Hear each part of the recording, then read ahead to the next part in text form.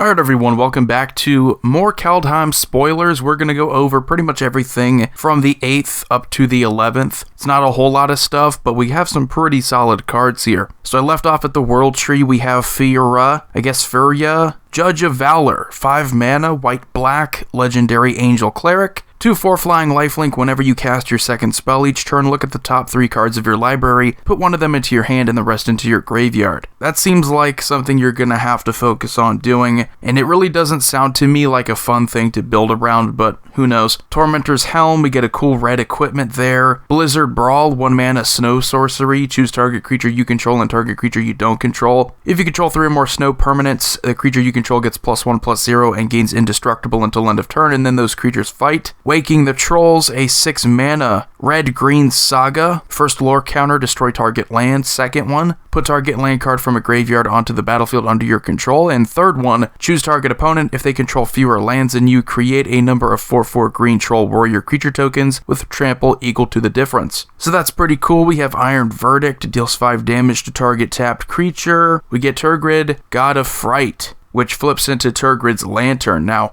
I read a lot of these cards before I did the video, and I'm going to tell you this is probably one of the most busted cards you've seen in a while. She has Menace, and whenever an opponent sacrifices a non-token permanent or discards a permanent card, you may put that card from a graveyard onto the battlefield under your control. That's insane.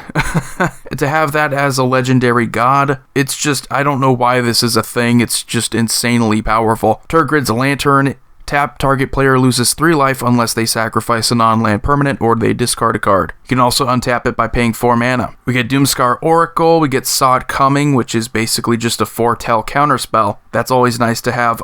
Reckless Crew, 4 mana red sorcery, create X, 2/1 red dwarf berserker creature tokens, where X is the number of vehicles you control, plus the number of equipment you control. For each of those tokens, you may attach an equipment you control to it. I think this is pretty cool.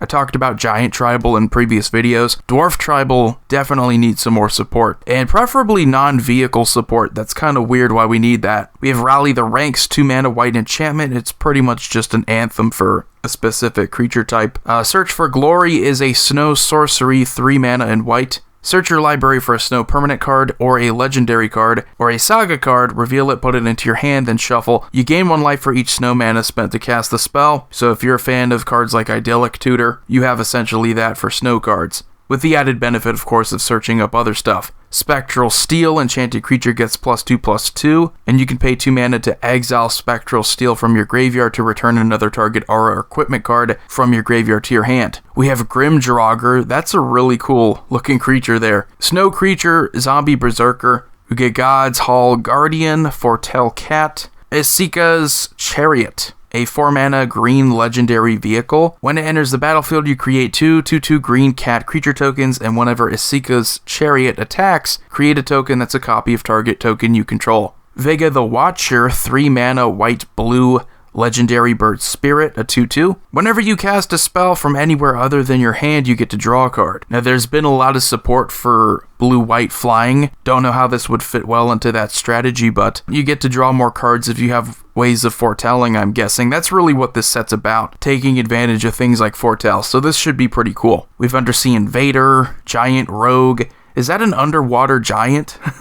We have Quake Bringer, a 5 mana red giant berserker, a 5/4. Your opponents can't gain life. At the beginning of your upkeep, it deals 2 damage to each opponent. This ability triggers only if Quake Bringer is on the battlefield, or if Quake Bringer is in your graveyard, and if you control a giant. Replicating Ring, 3 mana snow artifact. It taps to add 1 mana of any color. At the beginning of your upkeep, put a night counter on Replicating Ring. Then if it has 8 or more night counters on it, remove all of them and create 8 colorless snow artifact tokens named Replicated Ring with tap to add 1 mana of any color. This is pretty cool because there's going to be a snow kind of deck in Commander, and the fact that you have cards like this, it means you have mana, and it means you have on-theme mana production. If left alone, you're also getting more of them, so that's pretty sweet. We have Broken Wings, which is just destroy target artifact, enchantment, or creature with flying. Spirit of the Alder Guard. When it enters the battlefield, you search your library for a snow land card, reveal it, put it into your hand, and then shuffle. Gets +1 power for each other snow permanent. Snakeskin Veil, 1 mana instant. Put a +1/+1 counter on target creature you control and it gains hexproof until end of turn. We get Eradicator Valkyrie, 4 mana black, 4/3 Angel Berserker, flying lifelink hexproof from Planeswalkers, has a boast ability of 2 mana, sacrifice a creature, and for doing that, each opponent sacrifices a creature or planeswalker. Don't know how useful that's going to be, but considering we have a bunch of planeswalkers, hey,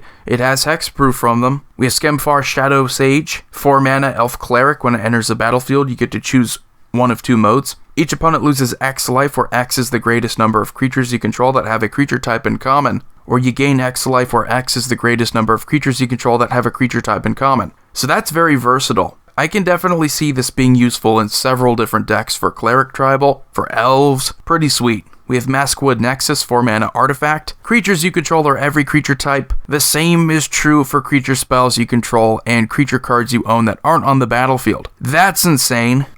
There's a lot of tutoring that can get you pretty much whatever you want that's in your deck. If that's the case, 3 mana you can tap to create a 2/2 blue shapeshifter creature token with Changeling. If you didn't know by now, Changelings are coming back, and it's pretty sweet. We have a Null, which is 1 mana blue, counter target artifact or enchantment that's been around for quite some time. We have Draugr Necromancer, a snow zombie cleric for 4 mana. If a non-token creature an opponent controls would die, exile that card with an ice counter on it instead. You may cast spells from among cards and exile your opponent's own with ice counters on them, and you may spend mana from snow sources as though it were mana of any color to cast those spells. I have a feeling there's a lot of Game of Thrones inspiration in here as well, just because we see a lot of these Draugrs and I guess we could say Skyrim influence too. But I'm just expecting to see the Night King here somewhere. We have Faceless Haven, snow land, it taps for 1 colorless, and you can pay 3 snow mana and have Faceless Haven become a 4/3 creature with vigilance and all creature types until end of turn. It's still a land. So it's just a snow version of a man land. Kaya's Onslaught, target creature gets +1/+1 and gains double strike until end of turn with Foretell. Hagi Mob, boast, deals 1 damage to any target. Guardian Gladewalker, Litiara Kinseekers, a bunch of uncommons. Bloodline Pretender, Changeling, Marite or Marit of the Frost, a 5 mana green-blue legendary snow creature shapeshifter. This is pretty sweet looking. It's an uncommon. 0/0 Changeling, you may have Marit of the Frost enter the battlefield as a copy of a permanent you control, except it's legendary and snow in addition to its other types, and if it's a creature, it enters with 2 additional +1/+1 counters on it and has Changeling. So you pretty much get an on-theme snow clone that also has Changeling. We have Rise of the Dreadmarn, which we already went over that. I don't know why we're seeing it again. We have a common, uncommon, I can't read. Run Ashore, 6 mana blue instant. Choose one or both. The owner of target non-land permanent puts it on the top or bottom of their library, and return target non-land permanent to its owner's hand. Turgrid's Shadow, 5 mana black instant. Each player sacrifices 2 creatures, and it has Foretell. We have Dogged Pursuit, 4 mana black enchantment. At the beginning of your end step, each opponent loses 1 life and you gain 1 life. Open the Omen Paths, 3 mana red instant. Choose 1. Add 2 mana of any one color and 2 mana of any other color. Spend this mana only to cast creature or enchantment spells, or you could choose to have creatures you control get +1/+0 until end of turn.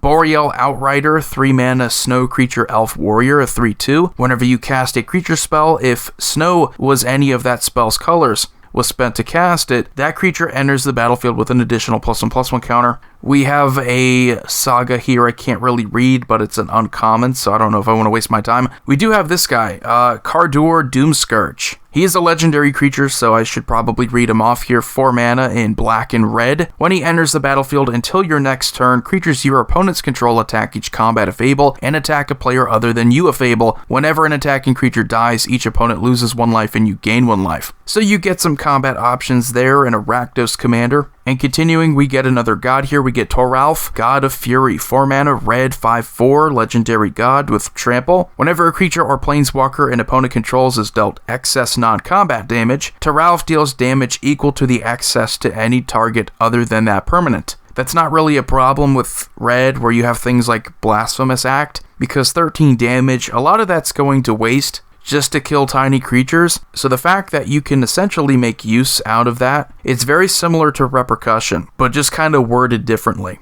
We have Toralf's Hammer, 2 mana. It can flip into Toralf's Hammer, so I'm guessing he's like Thor. Equipped creature gets 2 mana. Tap, unattached Toralf's Hammer, deals 3 damage to any target. Yeah, that's not on the nose. Return to Ralph's hammer to its owner's hand. Equipped creature gets +3/+0 as long as it's legendary. Get Divine Gambit 2-mana sorcery, exile target artifact creature, or enchantment an opponent controls. That player may put a permanent card from their hand onto the battlefield. So you gotta be really careful with what you do. Tbald's Trickery is a 2-mana red instant counter target spell. Choose 1, 2, or 3 at random. Its controller mills that many cards, then exiles cards from the top of their library until they exile a non-land card with a different name than that spell. They may cast that card without paying its mana cost, then they put the exiled cards on the bottom of their library in a random order. That's pretty sweet. When you think about red, you don't have many straight up counter spells, they're awfully specific. We get the return of Warstorm Surge, which is weird because it's not even different artwork. Usually when you see an older card get reprinted in a newer set, it has a different artwork, but it's exactly the same. So whenever a creature enters the battlefield under your control, it deals damage equal to its power to any target. We have Cardur's Vicious Return, 4-mana red-black saga. First lore counter, you may sacrifice a creature. When you do, it deals 3 damage to any target. Second one, each player discards a card. And the third one, return target creature card from your graveyard to the battlefield. Put a +1/+1 counter on it and it gains haste until your next turn. Now this is probably the big one today, in my honest opinion. I know people were probably wondering, are we going to have a snow commander? Well, here it is. Here's a pretty good one, and we probably have more. I know we already looked at the shapeshifter, but that one's kind of boring. We have Yorn God of Winter. 3-mana green legendary god, a 3/3. Whenever he attacks, untap each snow permanent you control, and he flips into a blue-black artifact, which means you have a Simic colored commander, since color identity is weird and it works this way. We have Kaldheim the Rhyme Staff. 3-mana, you may play target snow permanent card from your graveyard this turn. If you do, it enters the battlefield tapped. So both sides synergize perfectly with snow, making this a pretty interesting, a pretty cool looking commander. Not gonna lie, I'm really excited to play this one, probably my favorite so far. We have Roots of Wisdom, 2-mana sorcery, mill 3 cards, then return a land card or an elf card from your graveyard to your hand. If you can't, you draw a card. So all in all, I mean, that's it for today, I think. I'll refresh and see if there's any more. No, it looks like that's it for today, or at least so far. I'll try to catch up on anything I missed because we're far from over, but it's looking like a really good set, very creative. I know a lot of people like the snow lands, they like the snow permanents. It just adds another dimension. It can be pretty powerful. But anyway, you all have a wonderful day. Void here signing off. See you all next time.